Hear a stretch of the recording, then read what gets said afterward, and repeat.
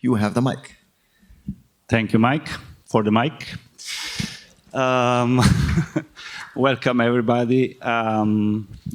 So what we'll do right now is we'll introduce the artists and they'll explain a little bit who they are, where they come from, what they do generally, and what they'll be doing tonight.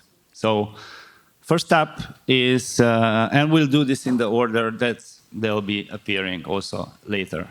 So first is Rob Canning, a great friend of mine, and I'm so happy he's here, and I'm sure you will enjoy also his performance. But Rob, okay, you live in Slovenia, you're not Slovenian.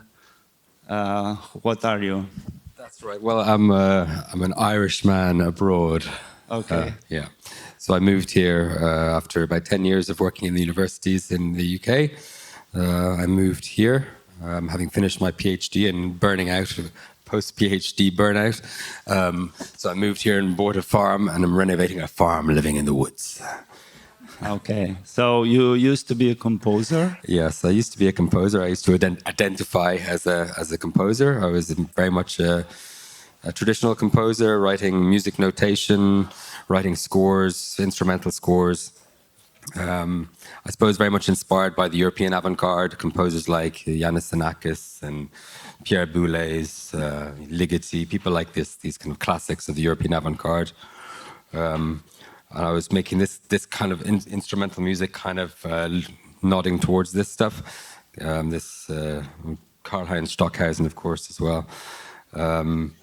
So I was inspired by this work, and a lot of this work was very much process-based work, very much like Xenakis himself was writing generative compositions using Fortran and BASIC and stuff back in the early days. So inspired by this, I started writing generative music.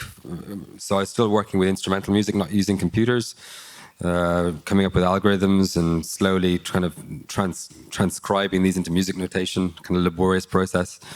So my use of computers began with kind of trying to automate some of these processes rather than handwriting scores, finding textual ways of describing music notation. Then I was forced to learn things like Perl and write lots of bash scripts to string all this scripty glue together. So I'm not a proper programmer by any means. I don't really know what I'm doing, but everything is out of necessity.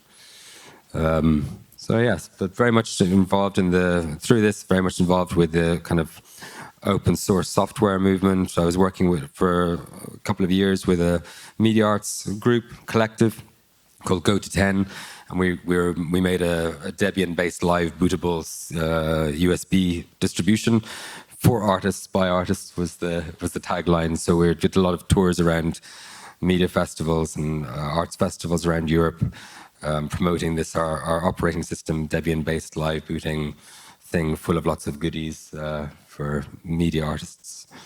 So yeah, that's kind of general, very... Okay, this was the previous life. That was the previous life. So now I know your father. I know you're a brewer. I'm a brewer, yes. But more to the point, what did you prepare for tonight? So tonight, I suppose through my past history as a composer, I don't have any time for this composition business anymore. I have to stop outsourcing the music to professional musicians, and I have to take over myself.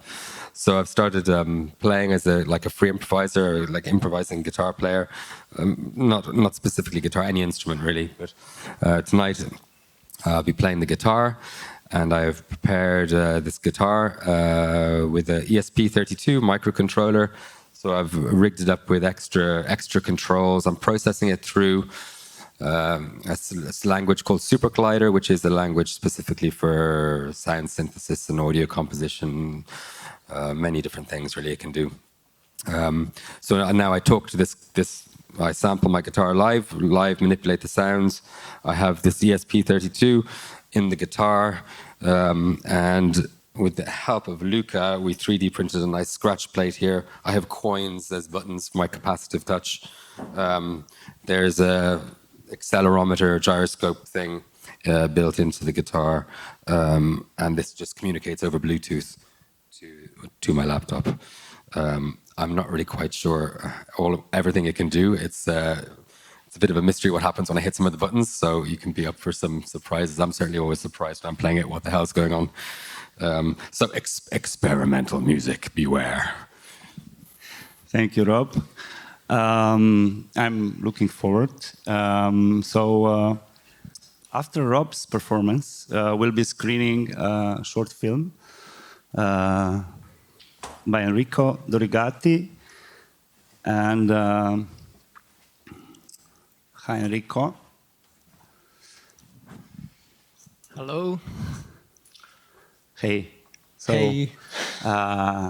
You're Italian. Do you live in Italy? I live in Italy. I study in the UK. Currently I'm a PhD student at the University of Portsmouth, where I'm investigating more the hardware side of music and do-it-yourself. I'm investigating circuit bending, so I'm blending together artistic research with technical manipulation of objects, of instruments, of circuits. And yeah, which is kind of a blend of my previous background. Okay, so we're gonna see a short film tonight. Can you explain a little bit what is going on in that film? Yeah, okay. What will we see and how it was made? So Xeno is a short experimental movie. I composed it back in, if I can compose a movie, in 2018. It was built to explore, let's say, a novel approach to the relationship between sounds and images. For example, we know that sound is always a consequence of a physical action. When we hear a sound in a movie, it's always the consequence of something falling down or anything else. With this short movie, I try to subvert this relationship and to raise the question, and if sound was something different rather than just the consequence of another action happening in another dimension, which is in this case the visual dimension. So I tried to, working with the rhythm of the images and its relationship between black images, so absence of matter, and the presence of matter. I try to explore this novel subverted different alien relationship, which is the cause of the name of the artwork, which is Xeno, a Greek word meaning something extraneous, alien. Yeah. Okay. So, like, technically, do you want to explain? Technically, this piece was made mainly through a custom Max MSP patch, which reads the video stream and writes the presence or absence of images, of colored images, on the audio software, which was Reaper in this case, and drives the mute and mute automation of the audio track, which is the backbone of the audio track, which is the backbone of the piece. While towards the end, you will listen to more elements coming in and contributing to the artistic dimension of the piece itself. Okay, thank you. Thank you. So after Enrico will be Francesco Corby, also known as Nesso, another Italian who is studying abroad. Yes. Hey, Francesco. So can you introduce yourself for start? Yes, I'm Francesco. I'm a musician, composer, and also a programmer. I would say more a life coder. And I do music. I've been doing music since I was very young, first playing the piano. And then I slowly moved into electronic music, and then in the last 4 or 5 years I started doing computer music and live coding as my main thing. And yeah, I would say that's... Okay. So today you'll do a performance where, if I understand correctly, the computer is doing much of the performing itself, and you were just kind of looking there and making sure it's not going somewhere too boring or too far. Well, yeah, I have to say that for me, like my main interest in live coding as a musical practice came because when I was playing, I played the piano for a long time. There were something in electronic music that I was missing.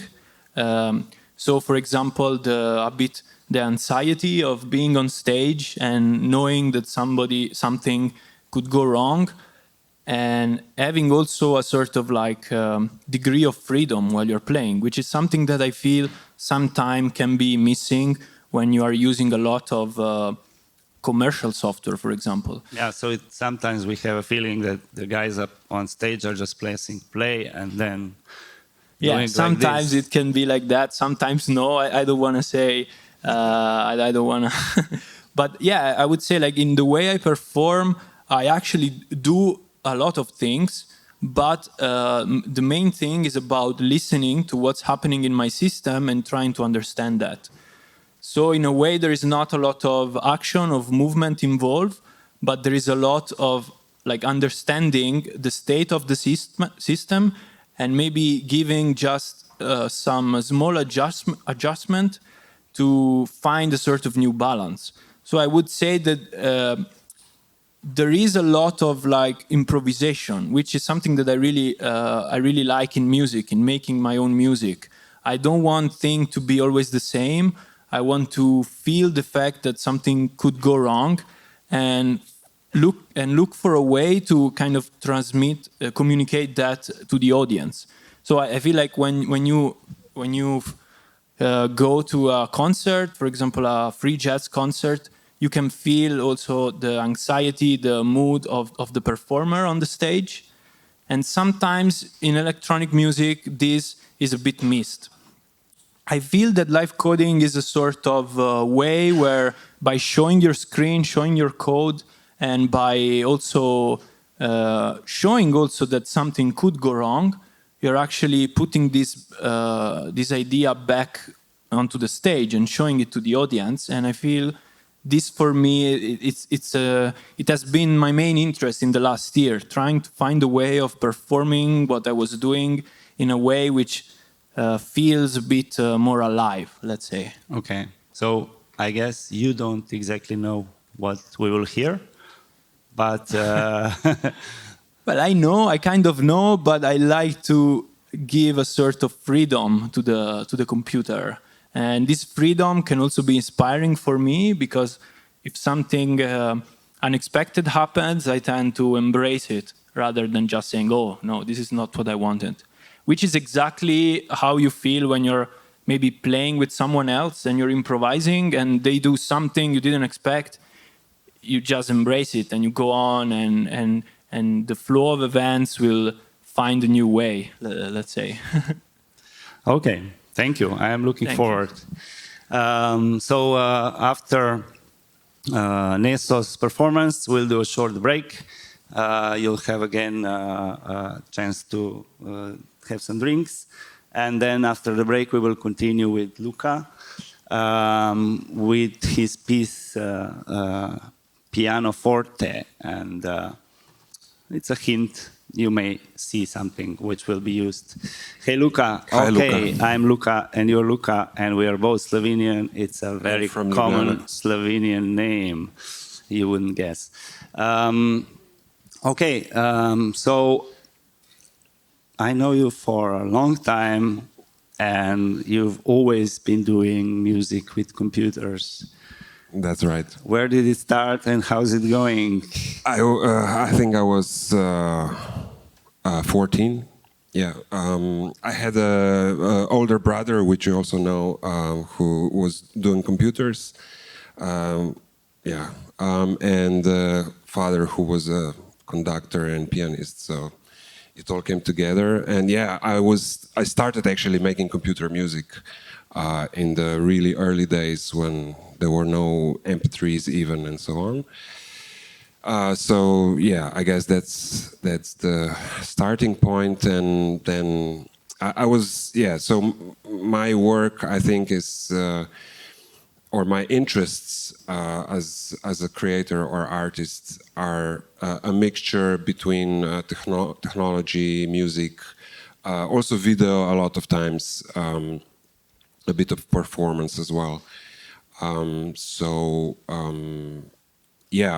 I was always kind of interested in algorithmic music, or how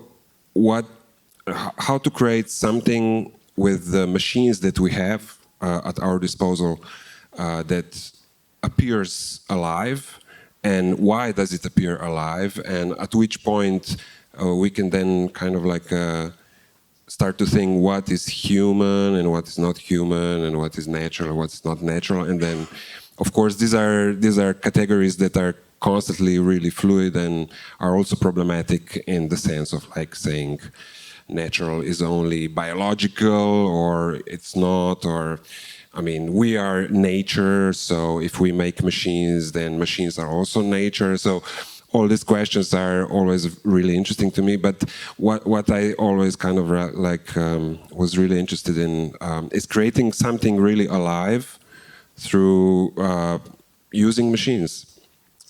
So I guess that's one of the main lines. On the other hand, I'm a big open source. I'm not a programmer, and for a long time I thought programming is not for me. But I guess But you do program. But I program. So okay. I'm self-taught. Just to have this clear. Yeah, I'm kind of self-taught. I didn't study computer science or programming really, but today you can find everything on internet. So.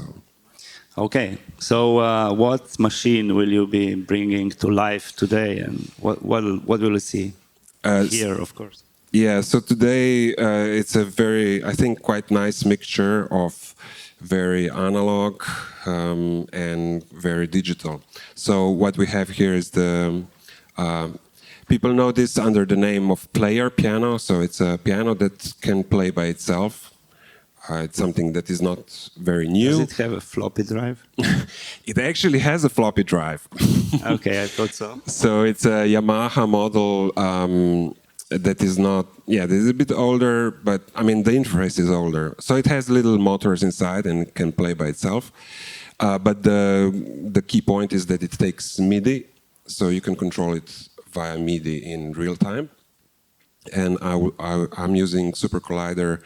And the library that comes with Super Collider that is called Patterns, and with Patterns I play, or I write an algorithm that plays the piano, and then there are microphones, and I capture this sound, and I process it further, and then I also add some other sounds to it.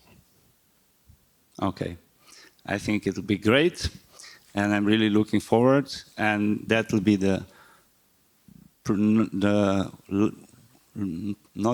before last performance. So for the last performance, I am super happy to be able to welcome here Flor de Fuego. And hi, Flor. Hi, Luca. Hi, everyone. Okay. So you're the only one not originally from Europe here, even though now you live in Europe, and that's how we were able to get you here. Can you say a little bit where you come from, and also what you've been doing? Okay. Well, I'm from Argentina. I'm from Buenos Aires, but I've been living last 11 years in La Plata city, which is super close from Buenos Aires, and I was studying there. I got a degree as a professor and also a bachelor in arts, like visual arts. And I don't know, I'm here because I'm doing live coding for some couple of years. And I was doing a project in Germany with Naoto Hieda. We collaborate for some years, like on the internet, with several projects related to code or live coding performance. But this time, our research was a 5-month fellowship, and we were working on a space. So the idea was to explore digitality and theater and how to combine both worlds. So, yeah. Okay. So for tonight, what are you gonna perform? For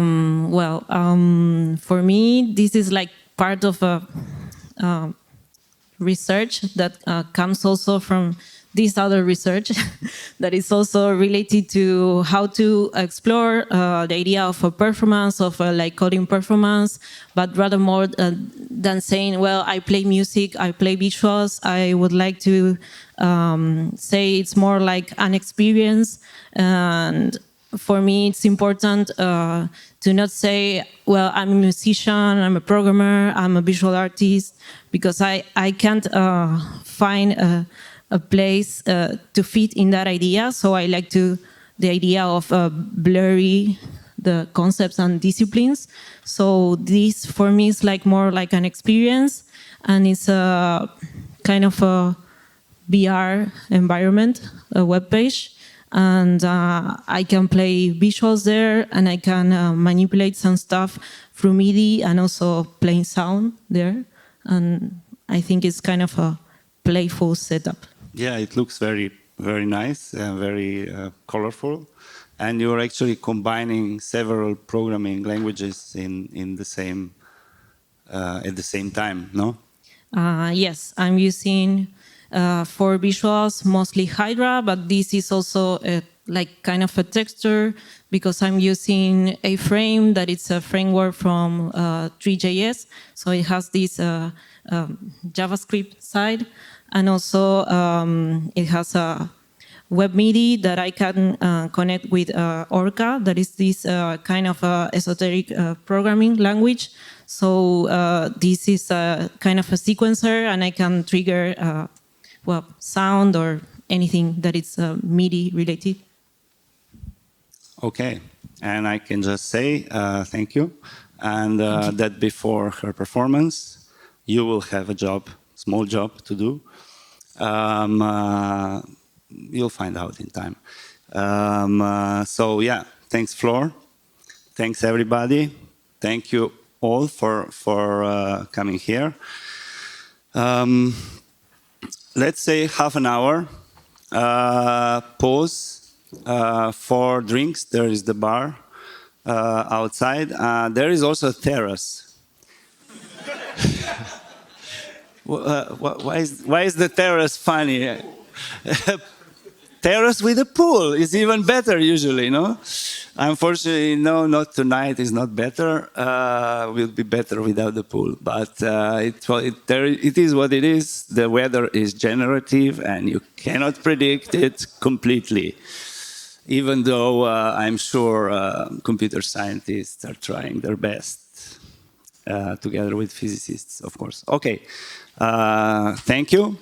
And don't go anywhere, or anyway, not farther than there. And see you back in 7:35. Okay? It's a deal. Thank you.